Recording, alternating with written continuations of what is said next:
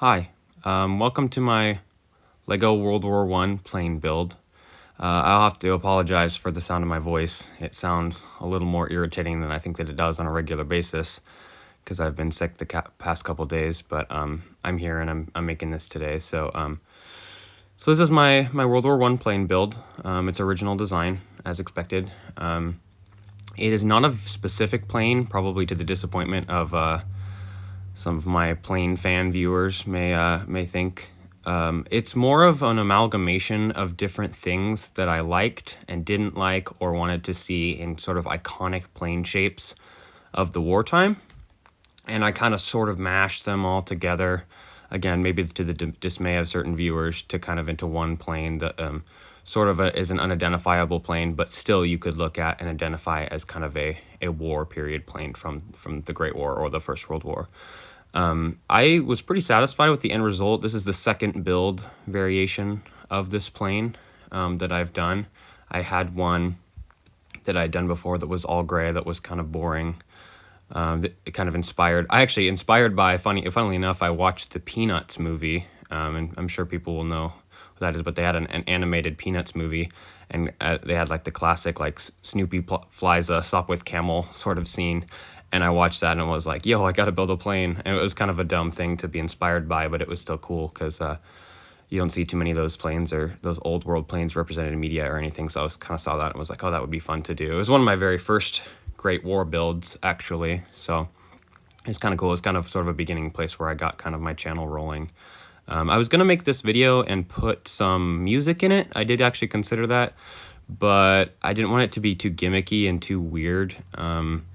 Just because there's so many people out there that do that. And I'm honestly just a guy who builds Lego.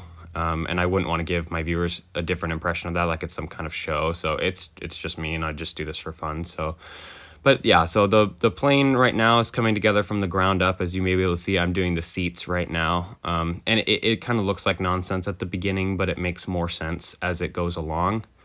And it comes up together pretty coherently, actually. And I was pretty happy with it. It has a fairly smooth fuselage that ended up sort of having that square kind of box shape that some of the old world planes did, which I actually really liked because, again, that sort of trying to capture those pieces of that iconic shape without, sacrificing too much detail in other areas. It ends up to kind of have a rounded fuselage that comes into a square shape that it has sort of a triangular tail, which I was, again, just completely satisfied with. This hinge bit here is fun. I found a nice way to actually do a really flush sort of storage door.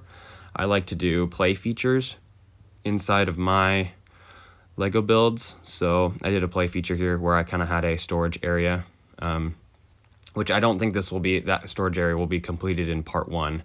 I plan to do part 2. I think I can make it in 2 parts.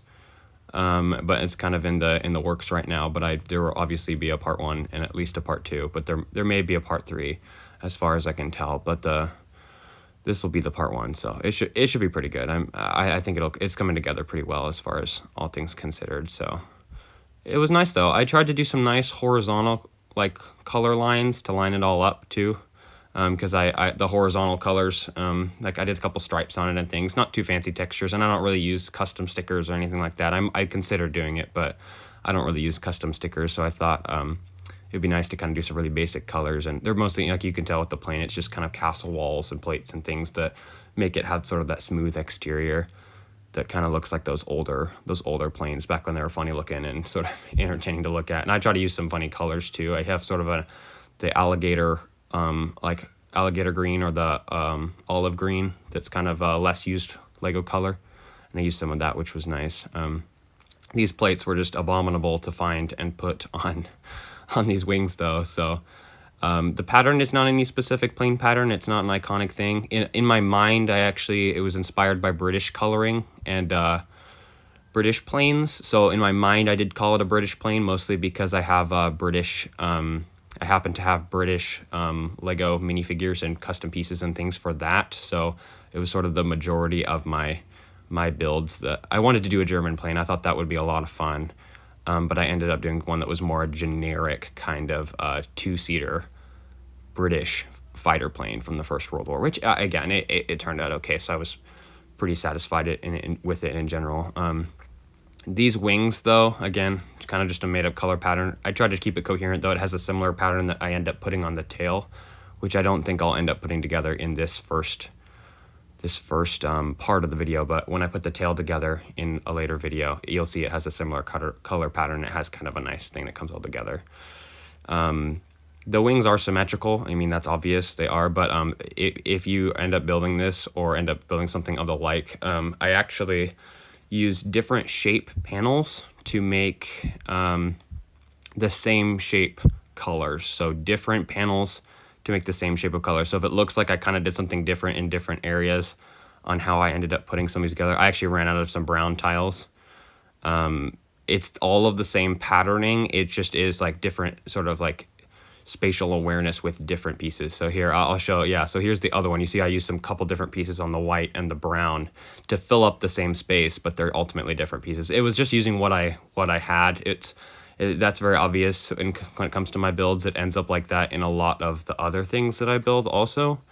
You'll see later on some struts that I put on the wings that are like these kind of weird, like random pieces that are more, again, just building with what I have. I don't know how many pieces I have. I think I have a fairly small collection in comparison to probably what most builders have, or most builder influencers or anything like that of that sort of genre. But I try to encourage for other people and myself to try to think outside the box and use pieces that you wouldn't normally think of to use in different ways. It's like, for me, it's like art. It's like looking at a bunch of the same thing, but with a bunch of different people, and everybody sees it differently. So I try to take my original, and that sounds sort of entitled, but I try to take my original look on it and sort of share that, because I personally, as a viewer of these things, not as a maker, am really inspired by what people do and how they look at the same things I've looked at and look at it differently ultimately. So that's inspiring for me as a viewer. So I ultimately make the things that I would like to watch. I don't just make things that are kind of just random or all over the place. I try to make stuff that I would like to watch and that I would like to be a part of. So that's kind of part of my reason for sort of sharing what I do and how I put stuff together. And I'm not into illegal connections. I'll mention that here because this bit of the fuselage has something that's kind of close to that kind of thing. And I say illegal lightly, it's not actually against the law, but I know there's all kinds of Lego connections that kind of put stress on Legos to sort of get them to do what you want. And I get that that's kind of the point of it. It's a little bit different. And I don't think you'll see it in this video, but there's one. Maybe I'll re-mention it again in the next one. But there's a connection I have that's close to questionable, not terrible.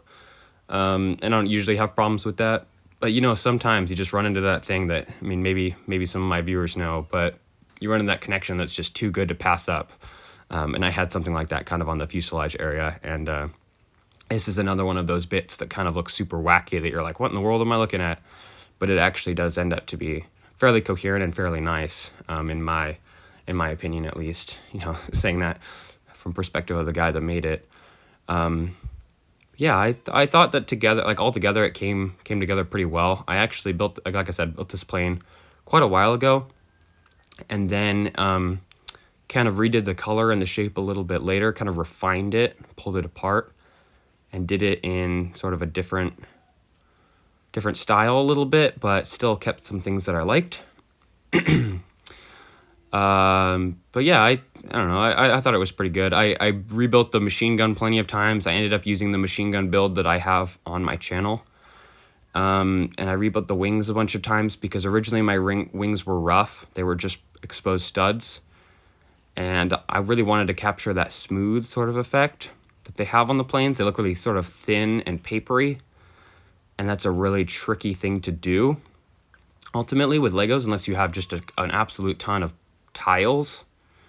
So I did capture a lot of that with tiles, but I kind of opted out on some other areas because they're hard to come by.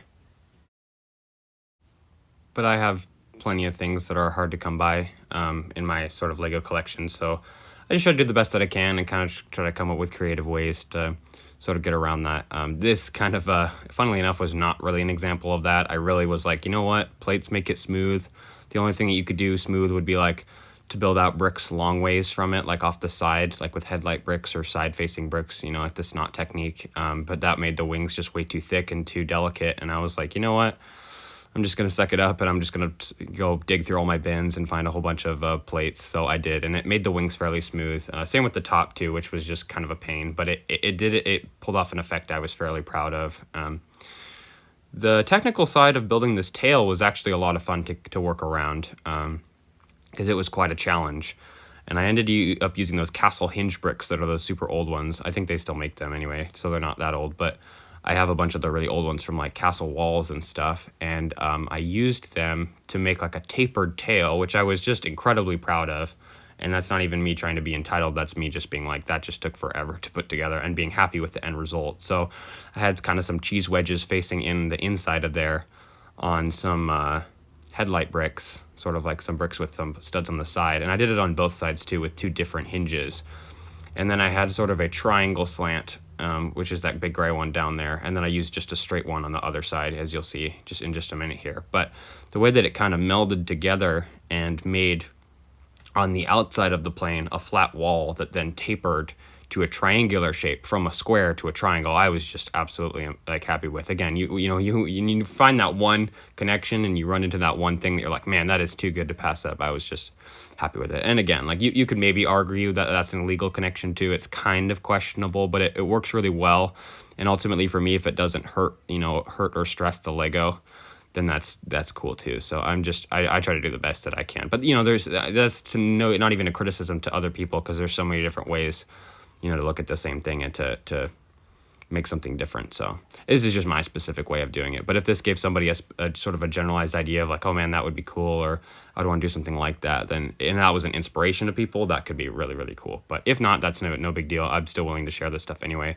But how that came together, I was just really, really proud of, and really, I don't know, it was really nice. So I used these the same hinge bricks here, those dark gray ones, and I used them kind of in a backwards method. So with the hinges on the inside coming down for the triangle, and the hinges on the outside coming out to the end, and it actually makes a really clean connection.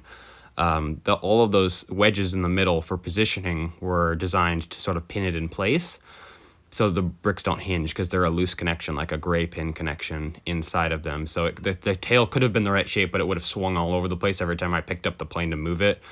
But that wasn't the case. It with the cheese wedges in there that kind of locked in, it kept it in one specific place, so I could put plates in and around it and stuff too, which I thought was great. And it took a while. It did. I considered lots of different things for it. More. I was tempted to do more modern plane shapes and kind of just say, well, I'm making a plane that's not a specific plane. It doesn't have to look like a specific way. I could shape it in a way that's not really old war, but I was like, I just couldn't pass up the chance to try to make it something really hard, and I'm up for a challenge too. So I was trying to make something that was a little more innovative, and it was fun to look at too. So it wasn't just something I just tossed together. And the end result, I keep saying this over and over again, but the end result was something I was really satisfied with. So I kind of have a real high standard for the things that I build. I mentioned that in my my Saint-Chamond tank review, or walk around that I kind of did. But I have a pretty high standard. So I like lots of play features. I like lots of colors. I like lots of function. And I try to make stuff that's recognizable. So usually stuff like the Saint-Chamond tank, which is a video that's on my channel, I was extremely proud of, extremely well how it came together, but that was something that was very different for me. I usually build things that are a lot more vague, so that I don't have to have criticism for myself or from other people about how it doesn't look like what it is, because it's really hard. Like, people out there who make things they see in the real world out of Lego, I have a lot of respect for them, because that is a really tricky thing to do. But I, in general, don't do that specifically. The Saint-Chamond armored land ship was one of the first actually things that I did, so it was kind of inspiring for me to make something that I felt like looked a lot like what it was supposed to look like, if that makes any sense. And I was amazed with how that all turned out, and it was a really fun project. So I've been trying to do things more like this plane that have been sort of inspired by generalizations, that's a hard word to say, about certain planes, or generalizations of certain shapes. And again, like, it's that you could recognize it and say, oh, well, that's a plane from the First World War, or something of the like, or at least that it's recognized as a biplane, or as a an old war military plane, instead of just being like again, something that I just put together because I was like, oh, I want to build a plane that drops bombs or something. I'd be like, no, let's Let's try to be a little more coherent, and it's tricky. It's sort of like a balancing act. It's like a scale, but the scale has, 4 plates on it instead of 2. Everything tilts into different corners because there's a certain level of creativity that comes from the pieces I have available, and a certain level of creativity that comes from an idea that I've had, and I want things that I want to implement by myself. And then there's a certain level of creativity that comes from things that I've seen or things that I want to recreate. So it all kind of just swirls together. And when I actually sit down and build, it's kind of a maniac process. These tutorials are a lot more coherent than I usually build. My actual building is a little crazier than that. I considered doing a freeform kind of build video on my channel. I'm still considering it. I thought it might be fun to sort of like show kind of my process, but it might just be like watching a maniac paint a picture of some kind. So it might be fun. It might not be fun. I'm still working it out. If people want to see that, that might be fun too. But for now, I'm doing it like this. So these are things I have already built. They are already coherently put together, and I'm pulling them apart in pieces and then reassembling them on camera so people could see like specific techniques that I used or specific ways that I went about making the things that I made. And I get that there's probably people out there who don't really care to hear me talk about it, which is fine too. I'm not offended by that.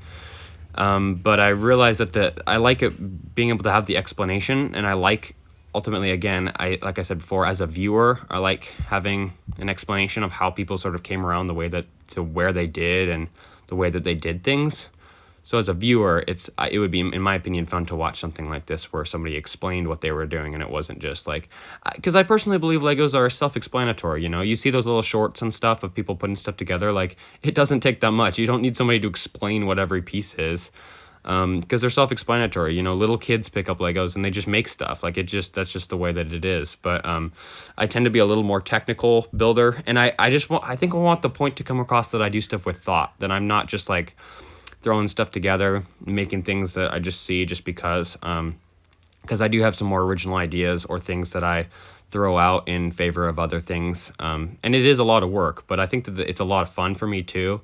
And being able to kind of share my process personally is kind of a delight. So if people don't like that, that's okay. Again, like I said, it doesn't really bother me, but I kind of like being able to explain a little bit of what I did, because stuff like this, where this fit on right with the exact same angle and the exact same shape, clamping the pieces in, even it clamps the tail fins in so they don't fall out. It just amazed me. And I would think that if it amazed me, maybe it would amaze at least one other person. If that was the case, then I would have done my job. So, but this video is just about done. I just kind of have a few more plates to connect. I'm going to do probably a part 2, at least, maybe a part 3, but this is it for now. So thanks for checking it out. It's kind of interesting as it comes along. It should be, it'll be better in the future though. It does look like much of a plane, but we'll see.